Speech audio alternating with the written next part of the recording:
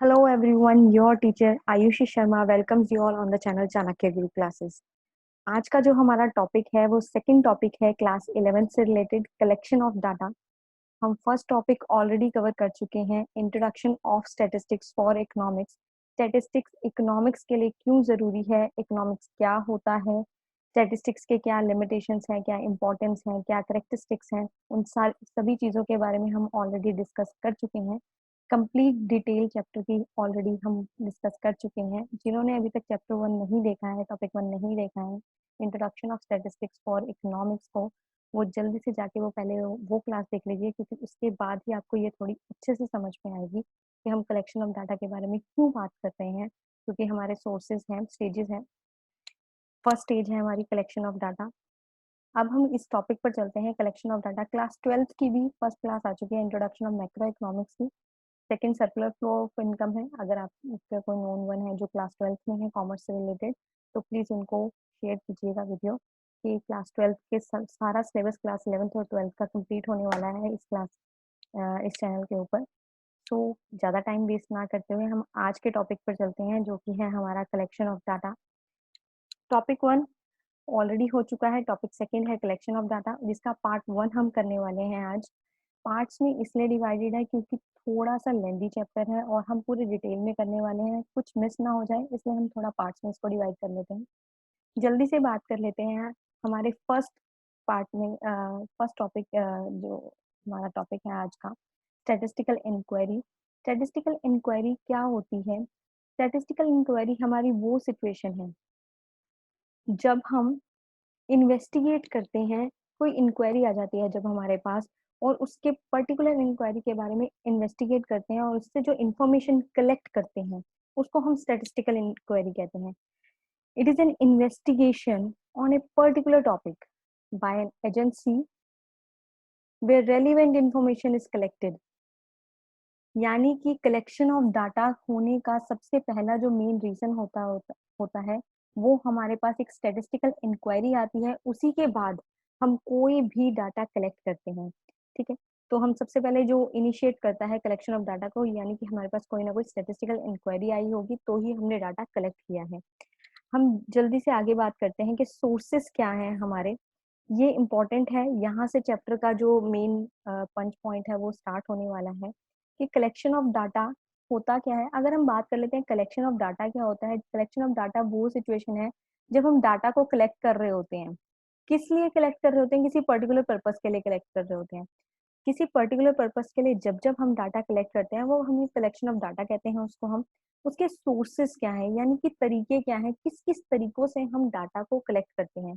उसके दो तरीके कहलाते हैं। पहला है इंटरनल सोर्स और दूसरा है एक्सटर्नल सोर्स। इंटरनल सोर्स क्या है हमारा? इंटरनल सोर्स वो है कि हमने इंटरनली अपनी ही ऑर्गेनाइजेशन के अंदर जो भी इन्वेस्टिगेशन एजेंसी है, वो अपनी ही सोर्सेस के थ्रू, यानी इंटरनली अपने ही एम्प्लॉयज के थ्रू, अपने ही ऑर्गेनाइजेशन के अंदर वो डाटा कलेक्ट कर पाई। फॉर एग्जाम्पल, अगर आपसे आप ही की क्लास के बारे में पूछ लिया जाता है, कोई स्टैटिस्टिक्स कलेक्ट करने का कह दिया जाता है, आप ही की क्लास टीचर आप ही की क्लास के बारे में कोई डाटा कलेक्ट करने को आपको कहती है, तो आपको बाहर जाने की जरूरत नहीं है। आप वहीं पे अपने, जैसे कि फॉर एग्जांपल हम मान लेते हैं कि सभी बच्चों के फादर, सभी बच्चों के 9th क्लास में क्या या 10th क्लास में क्या परसेंटेज रहे हैं, हमें वो जानना है। फॉर एग्जाम्पल, हमने जितने भी स्टूडेंट हमारी ही क्लास में है, हमने वहीं पर खड़े होकर उनसे डाटा कलेक्ट करा, that is an internal source, कि हमें कहीं बाहर जाने की जरूरत नहीं पड़ी। एक्सटर्नल सोर्स वो सोर्स होता है जब हमें बाहर से डाटा कलेक्ट करना पड़ता है, एक्सटर्नली डाटा कलेक्ट करना पड़ता है, उसको हम एक्सटर्नल सोर्स कहते हैं। अब बात करते हैं, एक्सटर्नल सोर्स दो पार्ट्स में डिवाइडेड है, that is primary data and secondary data. Important है, बहुत बार पूछ लेते हैं कि प्राइमरी डाटा क्या होता है और सेकेंडरी डाटा क्या होता है। प्राइमरी डाटा वो डाटा होता है जो फर्स्ट टाइम कलेक्ट हुआ हो। पहली बार जो डाटा कलेक्ट होता है वो प्राइमरी डाटा होता है, यानी कि उससे पहले वो डाटा कभी कलेक्ट नहीं हुआ, किसी ने उससे रिलेटेड इंफॉर्मेशन कभी कलेक्ट नहीं की है। फॉर एग्जाम्पल, मान लेते हैं कि हमारा हेल्थ डिपार्टमेंट ये जानने की कोशिश कर रहा है कि हमारी इकोनॉमी के अंदर हेल्थ स्टैटिस्टिक्स क्या चल रही है, कितने लोग न्यूट्रिशनल वैल्यू से ऊपर हैं, कितने नहीं हैं, ये जानने की कोशिश कर रहे हैं। उन्होंने एक हेल्थ डाटा कलेक्ट करा, सर्वे करवाया, उससे हेल्थ डाटा कलेक्ट हुआ। जो उन्होंने डाटा कलेक्ट करा, फर्स्ट टाइम कलेक्ट हुआ। जब उन्होंने डाटा कलेक्ट किया तो उनके लिए प्राइमरी डाटा है। उनका कलेक्ट किया हुआ डाटा बाकी एजेंसीज ने यूज किया, बाकी सर्वेज में हमने यूज किया कि इंडिया का न्यूट्रिशनल वैल्यू ये चल रहा है और ये सिचुएशन आ रही है हमारी, वो सेकेंडरी डाटा हो गया। जब ऑलरेडी डाटा कलेक्ट हुआ हुआ हो और उसको हम यूज करते हो, उसको हम सेकेंडरी डाटा कहते हैं। जब डाटा पहली बार कलेक्ट हो रहा हो तो उसको हम प्राइमरी डाटा कहते हैं। नाउ द नेक्स्ट वन, हम नेक्स्ट स्लाइड पर चल लेते हैं, जल्दी से अपनी बात करते हैं नेक्स्ट स्लाइड की। हम मेथड्स करेंगे यहाँ पे, मेथड्स ऑफ डाटा कलेक्शन कि मेथड्स क्या क्या हैं डाटा कलेक्शन के और कौन कौन से मेथड्स हैं। अभी हमने बात करी थी प्राइमरी और सेकेंडरी डाटा के बारे में। प्राइमरी और सेकेंडरी डाटा के बारे में जब हमने बात करी थी तो इसी के अंदर मेथड्स भी आ जाते हैं हमारे।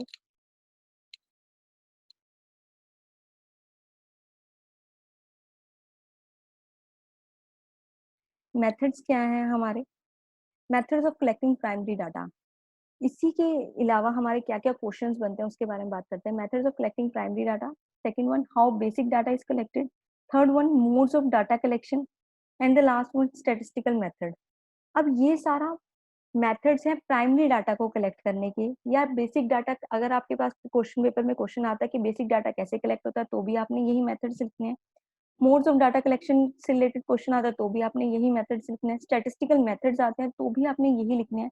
और अगर वो डायरेक्ट लिख देते हैं method of collecting primary data तो भी आपने यही लिखना है। यानी कि इन इन फॉर्म में आपका क्वेश्चन पेपर में आ सकता है। ये इसकी डायरेक्ट और इनडायरेक्ट फॉर्म्स हैं जिससे रिलेटेड आपका क्वेश्चन पेपर में आ सकता है। अब हम बात कर लेते हैं डायरेक्ट पर्सनल इन्वेस्टिगेशन की। फर्स्ट मेथड है उसका डायरेक्ट पर्सनल इन्वेस्टिगेशन। जैसे उसका नाम बता रहा है कि वो डायरेक्ट है, उसके अंदर कोई और सिचुएशन नहीं है, यानी कि इट मींस कि वो डायरेक्टली डील कर रहा है, उसके पास और कोई दिक्कत नहीं है। मतलब कि फॉर एग्जांपल, जब आप किसी भी इंसान से डायरेक्टली डाटा कलेक्ट करते हो, यानी कि डायरेक्ट फॉर्म में आपको मेरे बारे में कोई इन्फॉर्मेशन चाहिए और आपने डायरेक्टली मुझसे आकर इन्वेस्टिगेट कर लिया, that is a direct personal investigation.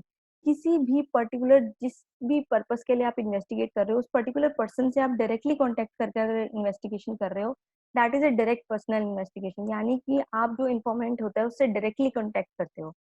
अब इसके बारे में बात करते हैं, डेफिनेशन में क्या लिखा हुआ है। In this method investigation directly contact with the informant and conduct the on the spot inquiry.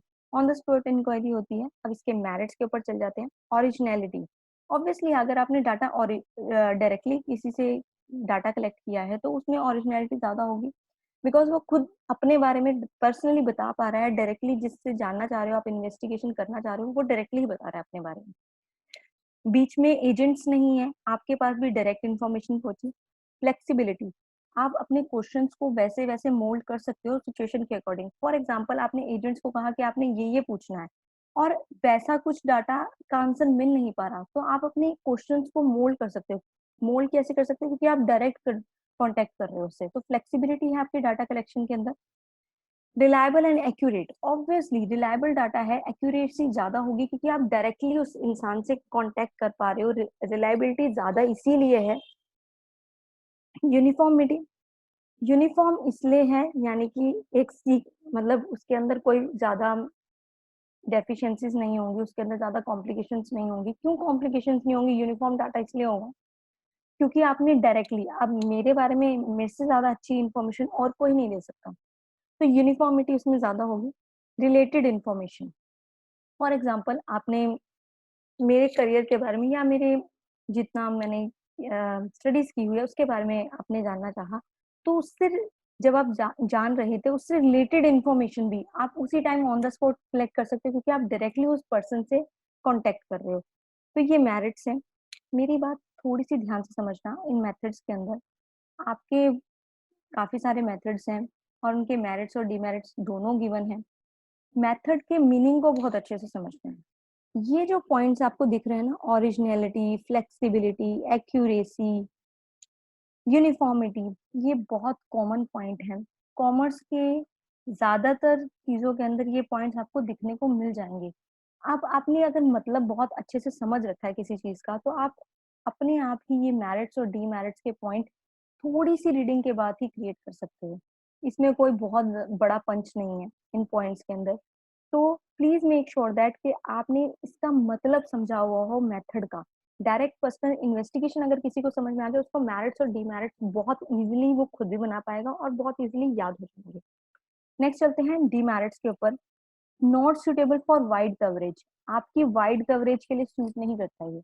यानी कि ऑब्वियसली आप किसी पर्टिकुलर इंसान से या पर्सन से डायरेक्ट कांटेक्ट कर रहे हो, तो आप ज्यादा टाइम लोगे उसकी इन्वेस्टिगेशन करने में, उसकी डाटा कलेक्ट करने में। आप बहुत सारे लोगों को कवर नहीं कर पाओगे। Next one, personal bias. Personal bias क्या होती है, ये बायसनेस क्या होती है? जब आप पर्सनली किसी को फेवर कर दो किसी चीज के लिए, कोई फेवर होना। फॉर एग्जाम्पल, क्लास में कुछ स्टूडेंट, हम हमारे कुछ फ्रेंड्स होते हैं और कुछ नहीं होते हैं।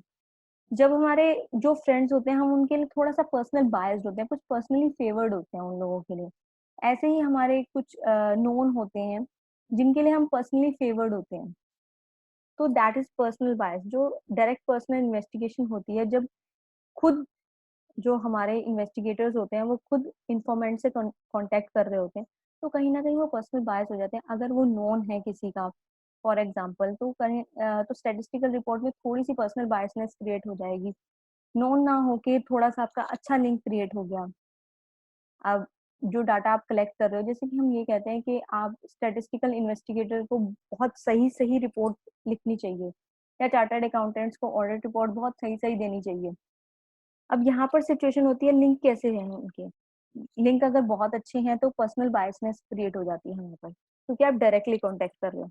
कॉस्टली है थोड़ा सा, आप डायरेक्टली पर्सन के पास जा रहे हो, डाटा कलेक्ट करना थोड़ा सा कॉस्टली पर्पस है। बीच में आपके एजेंट्स वगैरह नहीं है। ऑल्दो ये कहते हैं कुछ लोग के एजेंट्स ने, आप डायरेक्टली कांटेक्ट कर रहे हो तो कॉस्ट कम लगेगी, लेकिन आप ज्यादा वाइडर कवरेज नहीं दे पा रहे हो, इसलिए कॉस्टली पड़ता है आपको। क्योंकि आप पर्टिकुलर हर पर्सन के पास जाओगे, डाटा कलेक्ट करोगे, वाइडर कवरेज नहीं आ रही है, तो वो डाटा कॉस्टली हो जाता है, टाइम कंज्यूमिंग है। पर पर्सन जितने भी लोगों के आपको डाटा कलेक्ट करना है, आपको एक एक करके जब उनके पास जाना पड़ रहा है, तो वो टाइम कंज्यूम कर रहा है। एक्सपर्ट्स रिक्वायर्ड, आप जिनसे डाटा कलेक्ट कर रहे हो, आपको वो स्टैटिस्टिकल इन्वेस्टिगेशन का प्रोसीजर भी आना चाहिए। आप एक्सपर्ट होने चाहिए डाटा कलेक्ट करने में। डाटा, कितनी इंफॉर्मेशन आपको किस चीज के ऊपर लेनी है, पर्सनल इन्वेस्टिगेशन के अंदर सामने वाला आपको क्या आंसर दे रहा है और उसका क्या मतलब है। तो एक्सपर्ट्स की नीड होती है कि स्टैटिस्टिकल इंक्वायरी आप किस पर्पस के लिए कलेक्ट कर रहे हो, तो एक्सपर्ट हो या नहीं हो आप इंक्वायरी कलेक्ट करने में, तो एक्सपर्ट्स आर नीडेड। हम जल्दी से फटाफट बात कर लेते हैं हमने क्या क्या किया है। कि ओरिजिनल होता है डाटा, नो डाउट, हम डायरेक्टली कांटेक्ट कर रहे हैं तो ओरिजिनल ही होगा। फ्लेक्सिबल है, रिलायबल है, एक्यूरेट है, यूनिफॉर्मिटी होती है हमारी, और रिलेटेड इंफॉर्मेशन। ठीक है, नेक्स्ट वन, रट्टा कोई नहीं मारेगा। क्राम इसलिए नहीं करेंगे हम, क्योंकि मेथड्स काफी सारे हैं और सब में लगभग ऐसे ऐसे ही पॉइंट्स हैं। अगर हम क्राम करने लगे तो हम कंफ्यूज हो जाएंगे। हम समझ के याद करेंगे कि पर्सनल इन्वेस्टिगेशन के बारे में बात हो रही है, डायरेक्ट पर्सनल, तो ओरिजिनल तो है, फ्लेक्सिबिलिटी भी है हमारा, एक्यूरेसी भी है हमारी, यूनिफॉर्मिटी भी है। ये 4 पॉइंट तो हमारे हैं। और जब हम डायरेक्टली कॉन्टेक्ट कर रहे हैं तो हम रिलेटेड इन्फॉर्मेशन भी कलेक्ट कर पाएंगे।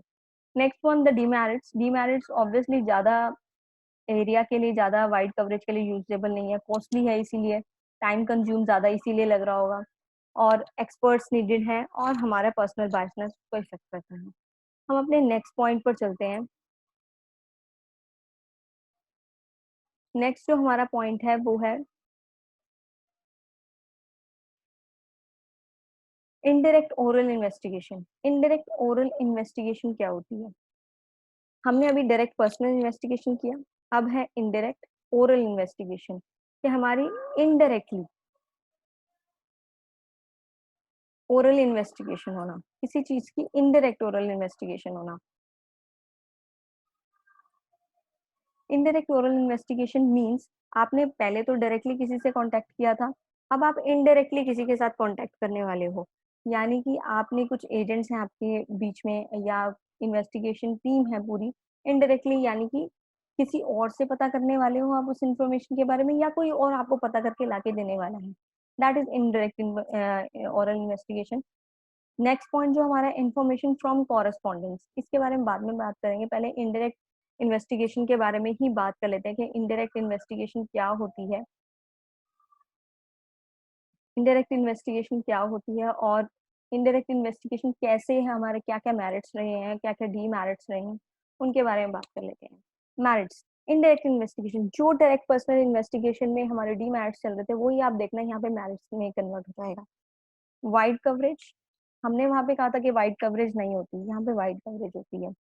इकोनॉमिकल, वहाँ पे हमने कहा था कॉस्टली होता है और यहाँ पे हमने कहा कि सस्ता होता है। ऑब्वियसली आप डाटा बहुत ज़्यादा डाटा कलेक्ट कर पाओगे तो आपका इकोनॉमिकल है वो सिचुएशन।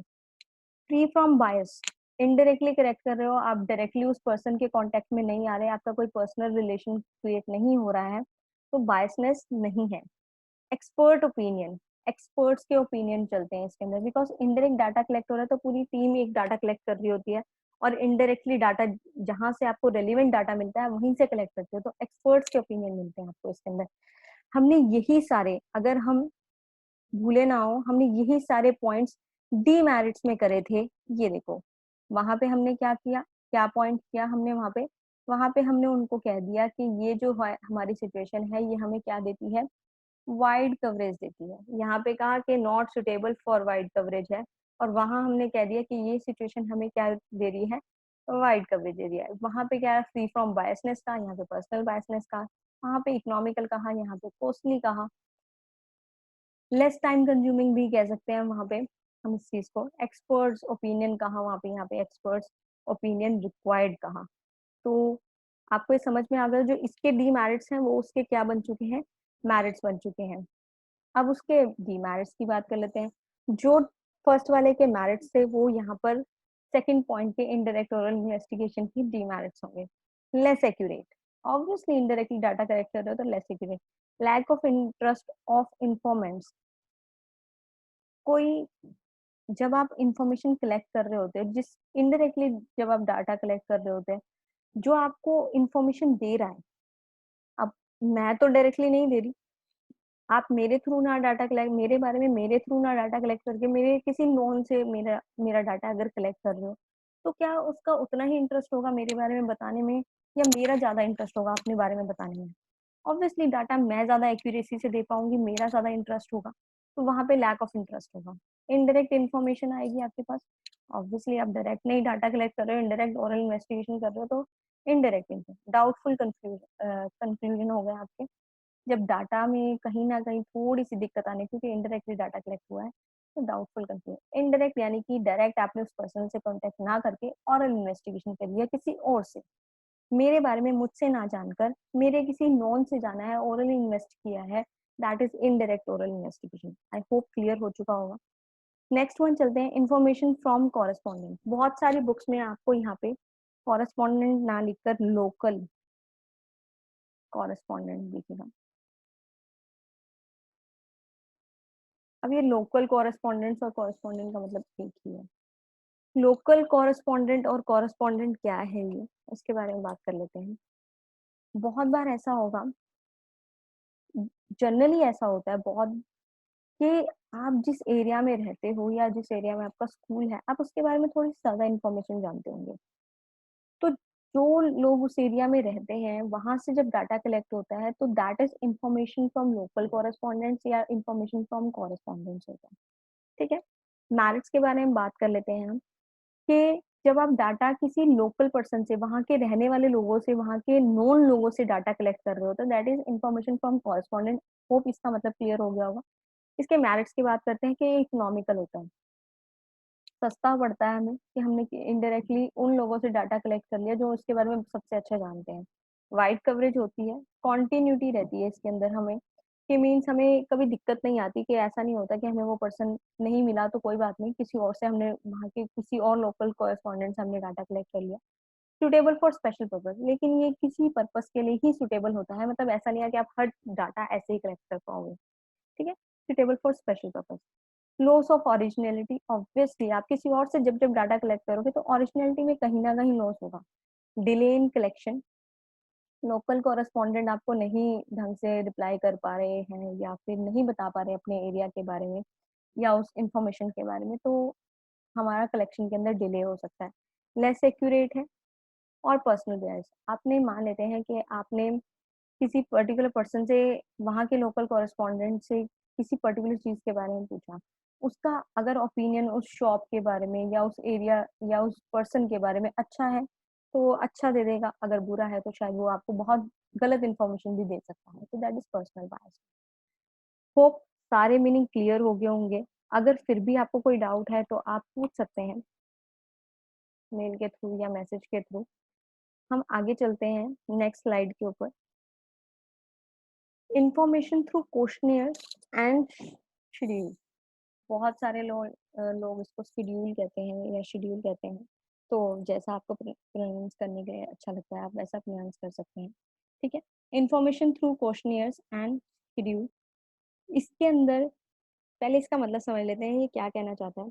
कि जब हम क्वेश्चनियर्स के थ्रू, अब ये क्वेश्चनियर्स होते क्या हैं और शेड्यूल क्या होता है। क्वेश्चनियर्स क्या होता है, सेट ऑफ क्वेश्चंस। जैसे आपका क्वेश्चन पेपर होता है, बहुत सारे क्वेश्चंस होते हैं उसके अंदर, आप क्वेश्चनियर्स के थ्रू यानी कि सेट ऑफ क्वेश्चंस के थ्रू आप इन्फॉर्मेशन कलेक्ट कर रहे हो या कोई शेड्यूल बना लिया है आपने उसके थ्रू आप इन्फॉर्मेशन कलेक्ट कर रहे हो। इसके दो सब पार्ट्स हैं। दो सब पार्ट्स में जल्दी से बात कर लेते हैं कौन कौन से हैं। First one, mailing method.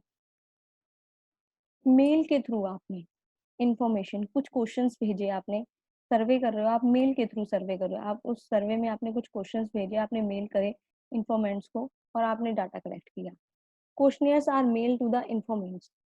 जो क्वेश्चनियर्स होते हैं, बहुत बार पूछ लिया जाता है क्वेश्चनियर्स क्या होते हैं। अभी हम नेक्स्ट टॉपिक जब हम सॉरी नेक्स्ट पार्ट जब हम करेंगे इसका, तो उसके अंदर क्वेश्चनियर्स के बारे में कैसे फ्रेम्ड होते हैं, कितने टाइप्स के होते हैं, उसके बारे में भी डिस्कस करेंगे। तो ये इंपॉर्टेंट है आपके लिए कि क्वेश्चनियर्स क्या होते हैं। वैसे मैंने आपको बता दिया कि सेट ऑफ क्वेश्चंस को हम क्वेश्चनियर्स कहते हैं। जब बहुत सारे क्वेश्चंस आपसे पूछे गए हों तो उसको क्वेश्चनियर्स कहते हैं। ठीक है।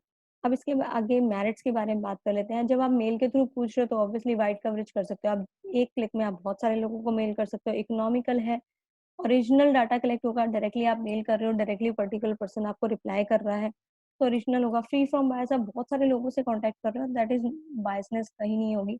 मेंटेन सीक्रेसी, सीक्रेट रहता है आपका डाटा। अब डीमेरिट्स के बारे में बात कर लेते हैं कि क्या क्या डीमेरिट्स रहे हैं इसके। लिमिटेड स्कोप, आपका जो स्कोप है वो लिमिटेड है डाटा कलेक्शन का। आपके पास बहुत सारे शायद आते भी हों मेल सर्वे से रिलेटेड, क्या आप रिप्लाई करते हो? नहीं करते। Lack of interest, obviously interest नहीं है हमारा किसी के सर्विस को रिप्लाई करने का।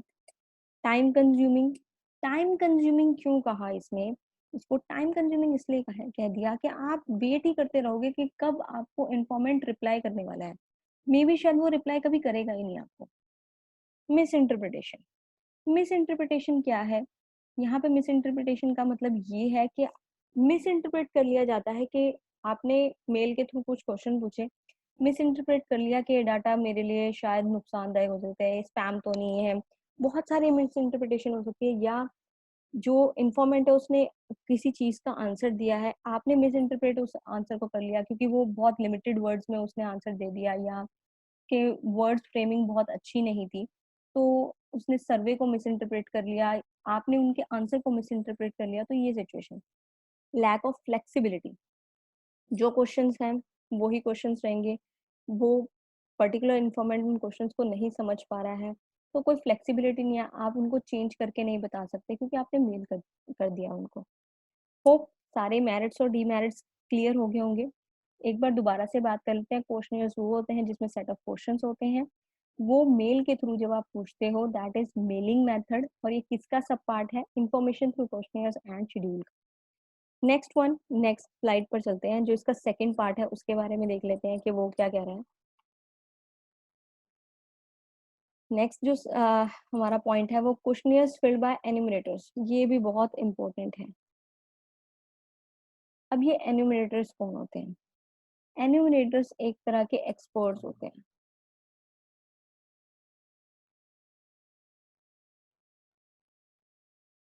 ये वो एक्सपर्ट्स होते हैं जो स्टैटिस्टिकल इंक्वायरी के लिए हायर किए जाते हैं। ये आपके लिए सेट ऑफ क्वेश्चंस तैयार करके देंगे, वो बेस्ट क्वेश्चंस तैयार करके देते हैं जिनसे स्टैटिस्टिकल इंक्वायरी बहुत अच्छी तरह से आप कलेक्ट कर सकते हो। जब क्वेश्चनियर्स फिल्ड बाय एन्यूमरेटर होते हैं, ठीक है, यानी कि जो क्वेश्चनियर्स हैं, जो सेट ऑफ क्वेश्चंस हैं, जब एन्यूमरेटर्स कलेक्ट कर रहे होते हैं डाटा, तो इस कलेक्शन को, इस मेथड को कहते हैं क्वेश्चनियर्स फिल्ड बाय एन्यूमरेटर। जब एन्यूमरेटर करते हैं इनको, वाइड कवरेज, जब भी हम बहुत सारे क्वेश्चंस पूछ रहे हैं तो ऑब्वियसली हम wide coverage of data collect कर पाते हैं। एक्यूरेसी, एक्यूरेसी ज़्यादा इसलिए होती है बिकॉज़ आपने जब एन्यूमरेटर्स के थ्रू डायरेक्टली कांटेक्ट करके, एन्यूमरेटर्स ने डायरेक्टली कांटेक्ट करके डाटा कलेक्ट किया है, तो एक्यूरेट थोड़ा ज़्यादा होता है। बेटर रिस्पॉन्स, कोई एक्सपर्ट आपसे डाटा कलेक्ट करवा रहा है, मतलब फॉर एग्जांपल काउंसलिंग पर्सन किसी बच्चे की काउंसलिंग कर रहा है और एक नॉर्मल पर्सन डाटा कलेक्ट कर रहा है, तो दोनों में शायद फ़र्क होगा। जो काउंसलिंग पर्सन है वो शायद बेटर रिस्पॉन्स दे पाएगा, बेटर रिप्लाई दे पाएगा। इम्पार्शियल होता है because they are quite experts, they, उनको कोई लेना-देना नहीं है कि वो उनके कोई पर्सनल रीज़न से नहीं हो रहा। वो कोई और उनसे कलेक्ट करवा रहा है, वो सिर्फ़ एक्सपर्ट्स हैं जो डाटा कलेक्ट कर रहे हैं, वो इम्पार्शियल होते हैं। कंप्लीटनेस, अपने, ऑब्वियसली वो प्रोफेशनल्स हैं, अपने काम को कंप्लीट करते हैं। पर्सनल कॉन्टैक्ट होता है इसके अंदर, आप पर्सनली कॉन्टैक्ट करते हो। कॉस्टली, बिकॉज़ ऑब्वियसली आपको कोई किसी एक्सपर्ट को हायर करो तो कॉस्टली रहेगा आपका। Time consuming, because personally contact हो रहे होते हैं तो टाइम कंज्यूमिंग है। पार्शियलिटी, कई बार एन्यूमरेटर्स भी तो पार्शियल हो सकते हैं, एक्सपर्ट्स भी तो पार्शियल हो सकते हैं किसी पर्टिकुलर स्टूडेंट के लिए या पर्टिकुलर जो इन्फॉर्मेंट है उसके लिए। अवेलेबिलिटी ऑफ एन्यूमरेटर्स, एक्सपर्ट्स का नीड, मिलना, ना मिले तो कहीं न कहीं डीमेरिट है, उतना अच्छा एन्यूमरेटर ना मिल पाए। Not suitable for private investigation, private investigation के लिए नहीं होता बिकॉज़ वो एक जन जनरली एक्सपर्ट होता है, आप उसको प्राइवेट इन्वेस्टिगेटर नहीं हायर कर सकते। मतलब आप करना चाहते हो इट्स फाइन, बट ज़्यादा सूटेबल नहीं है वो। ऐसी एक्सपर्टनेस के साथ आते हैं, वो ऐसी स्टैटिस्टिकल सर्वे नॉलेज होती है उनको कि वो ज़्यादातर स्टैटिस्टिकल सर्वे कर रहे होते हैं, बहुत सारे लोग हो गए, तो प्राइवेट के लिए तो वैसे भी कोई नीड यहाँ पर नहीं हुई। ये हमारी स्लाइड्स थी जो हमने कवर करी हैं आज। हम जल्दी से बात कर लेते हैं, हमने कौन-कौन से मेथड कवर किए हैं। सबसे पहले हमने किया था, हम पीछे ना जाके रिकॉल करते हैं, ताकि हमें थोड़ा-सा याद आ जाए कि हमने क्या-क्या किया था आज। सबसे पहले हमने किया था डायरेक्ट पर्सनल इन्वेस्टिगेशन के बारे में। डायरेक्ट पर्सनल इन्वेस्टिगेशन वो इन्वेस्टिगेशन होती है जब हम डायरेक्टली पर्सनली किसी इन्फॉर्मेंट को कॉन्टैक्ट करते हैं और उनसे इन्फॉर्मेशन लेते हैं, ठीक है? Second one, indirect oral investigation. Indirect oral investigation वो इन्वेस्टिगेशन है जब इनडायरेक्टली उस पर्टिकुलर पर्सन से कॉन्टैक्ट ना करके उसके किसी नॉन वन से कॉन्टैक्ट करते हैं और उससे ओरली इन्वेस्टिगेट कर लेते हैं। Third one, information from correspondent. Information from local correspondent या कॉरेस्पॉन्डेंट जो भी आपको आपकी रेफरेंस बुक में लिखा हुआ मिल रहा है, दोनों का मतलब सेम ही है। यानी कि हम किसी पर्टिकुलर एरिया के किसी नोन पर्सन से या पर्टिकुलर किसी पर्सन के किसी नोन पर्सन से लोकली जो उस जगह को जानते हैं या उस पर्सन को जानते हैं, उनसे कॉन्टैक्ट करते हैं। That is information from correspondent. उसके बाद हम बात करते हैं information through questionnaires and schedule, जिसके 2 सब पार्ट्स हैं। क्वेश्चनियर्स एंड शेड्यूल से इंफॉर्मेशन कलेक्ट करना, एक शेड्यूल बना लेना या सेट ऑफ क्वेश्चंस बना लेना, उससे इंफॉर्मेशन कलेक्ट करने को इंफॉर्मेशन थ्रू क्वेश्चनियर। जब आप पेपर में अटेम्प्ट करोगे तो पहले थोड़ा-सा information through questionnaire and schedule के बारे में बताओगे एंड इज़ फर्दर सब डिवाइडेड, उसके बाद 2 लाइनों के बाद उसके 1 लाइन और दोगे गैप छोड़कर। इट इज़ फर्दर सब डिवाइडेड इंटू 2 सब parts. The first one is mailing method. Mailing method के बारे में बताओगे, उसके मेरिट्स, डीमेरिट्स के बारे में बताओगे। अब बच्चे कहेंगे मैम ये तो बहुत ज़्यादा लेंथी हो जाएगा, मैं तब आप सिंपल 1-1 लाइन में बता सकते हो मेरिट्स और डीमेरिट्स के बारे में, सारे ना रिकैपिचुलेट करके 3 या 4 पॉइंट बता सकते हो। अगर सारे मेथड्स लिखने आ जाते हैं, वैसे अब थोड़ा-सा पैटर्न चेंज हो गया है, प्रॉपर्ली मेथड्स ना आके किसी पर्टिकुलर मेथड के बारे में केस स्टडी दे देते हैं या किसी पर्टिकुलर मेथड के बारे में डायरेक्टली पूछ लेते हैं, तो ऐसे थोड़े क्वेश्चन फ्रेम हो, अगर फिर भी पूरा क्वेश्चन आता भी है तो वो 6 मार्क्स की कवरेज ही देगा आपको। मेथड्स के बारे में पूछ रहे हैं, और अगर 4 मार्क्स की कवरेज दे रहा है तो आपने पॉइंट्स को उसी के अकॉर्डिंग छोटा कर देना है, अपने पॉइंट्स को बहुत ज़्यादा लेंथी नहीं बनाना है। थोड़ा सा वेटेज के अकॉर्डिंग अपनी आंसर शीट को अटेम्प्ट करना आपको सीखना पड़ेगा। हम जल्दी से बात करते हैं, मेलिंग मेथड के बारे में बात कर रहे थे। मेल के थ्रू आप जब क्वेश्चनर्स पूछते हैं, सेट ऑफ क्वेश्चन पूछते हैं, तो क्वेश्चनर्स फिल्ड बाय एनुमरेटर्स, जब एनुमरेटर्स क्वेश्चन को फिल्ड करते हैं, पूछते हैं। तो ये हमारे थे। अब एक और पॉइंट है जो कुछ बुक्स में मिल जाता है देखने को। नेक्स्ट वन हम कह सकते हैं इसको। हमने टोटल आई थिंक 4 पॉइंट करे हैं। फिफ्थ पॉइंट जो देखने को मिल जाता है, इंफॉर्मेशन थ्रू टेलीफोनिक सर्वे।